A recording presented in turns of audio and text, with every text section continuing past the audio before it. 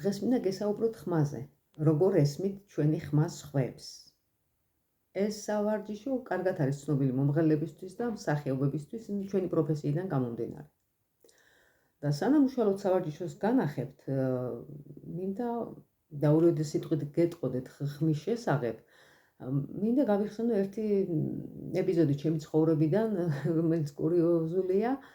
ყოველთვის მესმოდა, რომ ძალიან კარგი ხმა მქონდა, ძალიან საყვარელი ხმა მქონდა და ასე შემდეგ და 15 წლის წინ სრულიად თავდაჯერებულმა და დარწმუნებულმა, რომ ძალიან რაღაცა განსაკუთრებული ხმის პატრონი ვიყავი, ჩავიწერე საკუთარი ხმა და რომ მომესმინა და არც მეტი, არც ნაკლები დაუმტკბარიყავი საკუთარი ხმის მოსმენით და სრული შოკი მივიღე.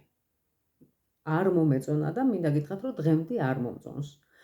იმის მიუხედავად, რომ ვიცი, რომ მიკროფონი იქნება ეს თუ ტელეფონი თუ ვიდეო ჩანაწერი ხმა თავისებურ ცვლილებას განიცდის, და დღემდე არ მომწონს ჩემი ხმა.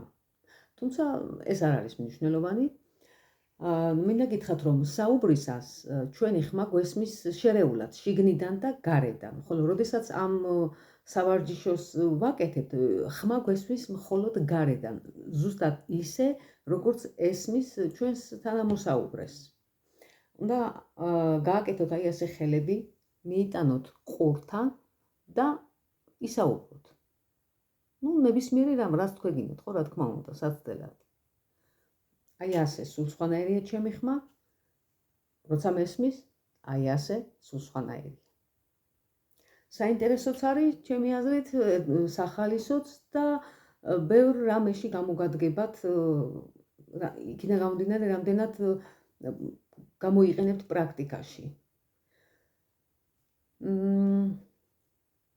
ხმა დაკავშირებულია განწყობასთან და ფსიქიკურ ტკივილთან და ამიტომაც ითვლება, რომ ჩვენი ხმა არის სულის სარკე. თითოეული ადამიანისთვის მისი ხმა არის მისი სულის სარკე. და როდესაც აი ასე ესაუბრები საკუთარ თავს, კიდევ უფრო სიღრმისეულად გესმის და უგებ საკუთარ თავს და უფრო ანალიზებ იმ კონკრეტულ მომენტში შენ რეალურ განწყობას. მოკლედ, ბევრს აღარ გავაგრძელებ, დღეისათვის სულ ეს იყო. მადლობა მოსმენისთვის.